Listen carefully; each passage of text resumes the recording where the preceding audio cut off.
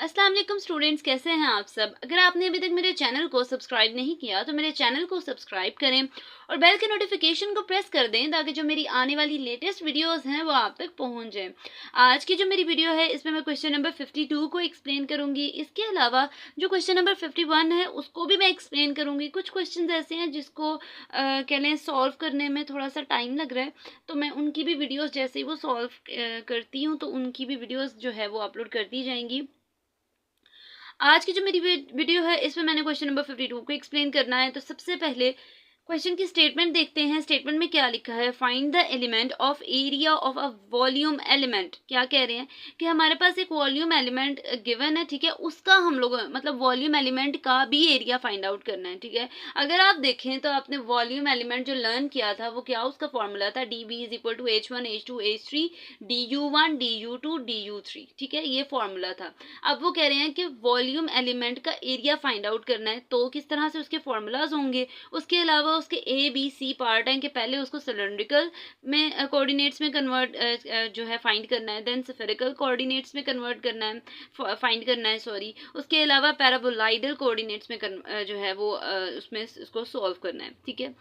Question की समझ आ गई होगी। अब मैं इसको इसके एक्सप्लेनेशन पे जा रही हूँ। एक्सप्लेनेशन देखें इसकी। We know that the expressions for the elements of area of a volume element in orthogonal curvilinear coordinates u1 u2 u3 are. क्या कह रहे हैं कि हम लोग अभी तक जितने भी कोऑर्डिनेट्स पढ़ते थे वो एक्स वाई जी मतलब XYZ कोऑर्डिनेट्स पढ़े जाते थे, लेकिन ये चैप्टर का नेम है जिसमें हम लोग अगर कोई कह लें कि थोड़ा सा कर्व है तो उसने उसको u1 u2 u3 का नेम दिया था, ठीक है। मतलब अगर मेरे पास XYZ एक्सिस है और उसमें कोई कर्व्स आ रहे हैं तो फिर उसने उसको u1 u2 u3 का नेम दिया था।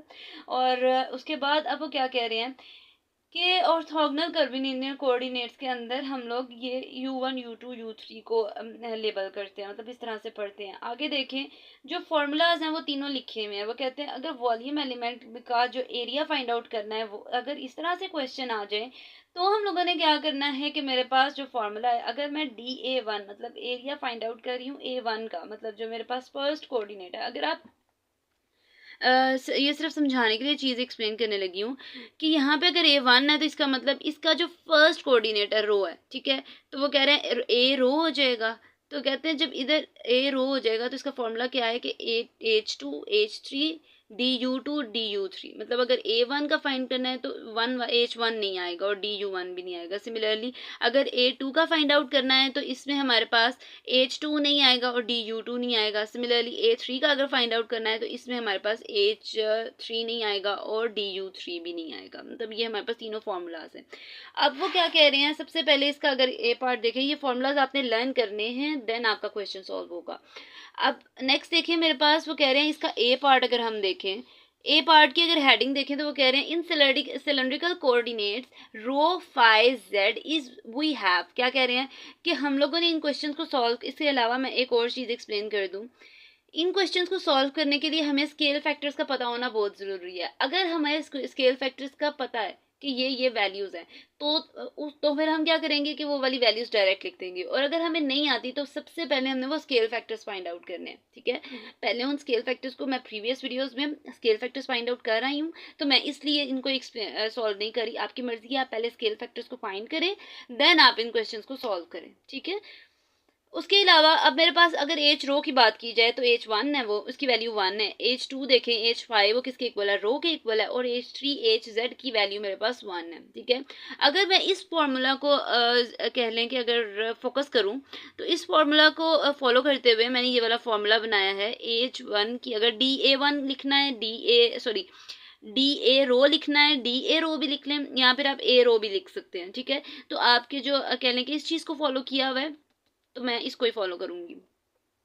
अब आगे देखें यहाँ पे फॉर्मूला क्या है, ये अगर A1 है तो ये H2 है, ये H3 है और ये du2 है और du3 है, ठीक है। अब ये u2 क्या है, फाई, और u3 क्या है, z, ठीक है। तो हम लोगों ने उनकी वैल्यूज पहले H2 जो मेरे पास स्केल फैक्टर्स है उनकी वैल्यूज देन पुट करनी है। पुट करने के बाद मल्टीप्लिकेशन करनी है, रो को मल्टीप्लाई करें 1 के साथ रो ही आ जाएगा, d फाई dz साथ आ जाएगा। ये मेरे पास ए रो फाइंड आउट हुआ है। नेक्स्ट कोऑर्डिनेट क्या है, अगर आप देखें, सॉरी नेक्स्ट अगर आप देखें तो वो क्या है, A5 फाइंड आउट करना है। A5 में स्केल फैक्टर्स क्या क्या होंगे, H रो, HZ, D रो और DZ। ठीक है, इस तरह से हम लोगों ने ये वाली सारी वैल्यूज़ को फाइंड आउट कर लेना है। ये देखिए इस तरह से मैंने इन वैल्यूज़ को फाइंड आउट कर लिया है। A3 के लिए क्या किया, HZ आएगा उसकी जगह, 3 की जगह Z जो कोऑर्डिनेट्स यूज़ हो रहे हैं। फिर मैंने H रो, H5, D रो, D5 वैल्यूज पुट की, मल्टीप्लिकेशन की, और ये मेरे पास इसका आंसर आ जाएगा। दोनों आप देख लें, ये सेम उसी मेथड से सॉल्व हो रहे हैं। अब जो इसका बी पार्ट है, बी पार्ट में देखें वो कह रहे हैं कि in spherical coordinates R theta phi. अब हमारे पास जो स्फेरिकल कोऑर्डिनेट्स के अंदर हम लोग एक्स वाई जी कन्वर्ट हो गए, वो किस में हो गए, आर थीटा फाई में। ये आपको चीज़ें पता होनी चाहिए। इस चैप्टर में आपने ज़्यादातर चीज़ें लर्न करनी है। जब आपको चीज़ें लर्न हो जाएंगी तो आपके क्वेश्चन जो हैं वो ईजी हैं सॉल्व करना as compare to the previous chapters. अब नेक्स्ट देखिए मैंने क्या करना है, मेरे पास एच आर मतलब जो इसके स्केल फैक्टर्स हैं, अगर तो आपको पता है लिख लें आप, एज वी नो दैट, जैसा कि हमें पता है कि ये स्केल फैक्टर्स हैं वो आपने लिख देने हैं, फिर उसके फॉर्मूलाज बनाने हैं सेम उसी पैटर्न पे। A1 का अगर फाइंड आउट करना है तो H2 H3 DU2 DU3 formula ये बनेगा। ठीक है, ये मेरे पास U1 है, ये मेरे पास U2 है थीटा, और U3 फाई है। ठीक है, उसी को ही फॉलो करते हुए वैल्यूज पुट करनी है, पुट करने के बाद मल्टीप्लिकेशन करनी है। तो मेरे पास ए आर की वैल्यू क्या आई है, R square sin theta D phi.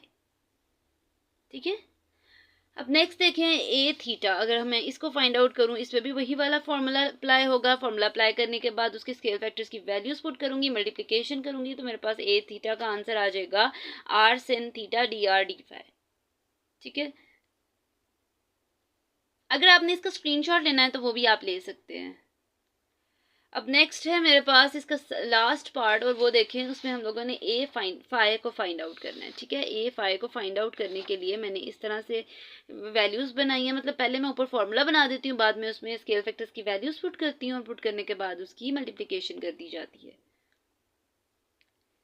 अगर आपने इसका भी स्क्रीनशॉट लेना है तो आप इसका स्क्रीनशॉट ले सकते हैं। मुझे लगता है बहुत ईजी क्वेश्चन है, प्रीवियस क्वेश्चन थोड़े से ट्रिकी थे, ये वाला ईजी क्वेश्चन है। अब जो इसका सी पार्ट है वो भी देख लें। वो कह रहे हैं कि in paraboloidal coordinates u v5 we have. अब मैंने क्या करना है, पैराबोलाइडल कोऑर्डिनेट्स का पता होना चाहिए कि इसमें u v5 यूज हो रहा है। उसके बाद उनके स्केल फैक्टर्स भी हमें पता होने चाहिए। अगर आपको नहीं पता तो पहले आपने उसके स्केल फैक्टर्स को फाइंड आउट करना है फॉर्मूलाज लगा के, देन आपने उसकी वैल्यूज को स्केल फैक्टर्स जो है वो लिखने हैं, फिर फॉर्मूला बनाना है। ठीक है, अब इनके स्केल फैक्टर्स देखें तो एच यू किसके इक्वल है, square root U square plus V square, H V भी किसके इक्वल है, square root U square plus V square. अच्छा, ज्यादातर स्टूडेंट्स जो वर्ड यूज होते हैं अंडर रूट भी यूज करते हैं, स्क्वायर रूट भी यूज करते हैं। जो एक्यूरेट वर्ड है वो स्क्वायर रूट है। आप अंडर रूट पढ़ सकते हो, बोल सकते हो, लेकिन जो वर्ड है वो स्क्वायर रूट है। जैसे क्यूब रूट है तो सिमिलरली आप स्क्वायर रूट पढ़ें, ज्यादा कह लें बेस्ट है। नेक्स्ट देखिए फॉर्मूला बनाया सेम उसी पैटर्न पे, जिस तरह से हम पहले क्वेश्चंस को सॉल्व कर रहे हैं, सेम वही हम लोगों ने फॉर्मूला बनाया, स्केल फैक्टर्स की वैल्यूज पुट की हैं और मल्टीप्लिकेशन कर दिए लास्ट पे। नेक्स्ट देखें इसका ए यू फाइंड आउट किया है। अब मैं ए वी के लिए क्या करूंगी, A V is equal to H U H five D U D five, values put की, मल्टीप्लिकेशन की, और ये मेरे पास इसका आंसर है। और जो लास्ट मेरे पास इसकी वैल्यू फाइंड करनी है वो A5 फाइंड आउट करना है। उसको फाइंड करने के लिए मैंने इस तरह से मल्टीप्लिकेशन की है, सबसे पहले फॉर्मूला बनाया, फिर इनकी वैल्यूज़ पुट की हैं, पुट करने के बाद उनकी मल्टीप्लिकेशन की है। जब भी दो स्क्वायर रूट में वैल्यूज़ हों तो स्क्वायर रूट का स्क्वायर बन गया, और स्क्वायर रूट स्क्वायर से कैंसिल आउट हो जाता है। ठीक है, तो स्क्वायर रूट से कैंसिल होकर ये वाली वैल्यू बन गई है। ये दीजिए आज की मेरी वीडियो। होपफुली आपको मेरी वीडियो अच्छी लगी होगी। अगर आपको मेरी वीडियो अच्छी लगे तो वीडियो को लाइक करें और सब्सक्राइब करना मत भूलिएगा। तो इंशाल्लाह जो नेक्स्ट वीडियो होगी वो फर्दर क्वेश्चन से रिलेटेड होगी। तो तब तक के लिए अल्लाह हाफिज़।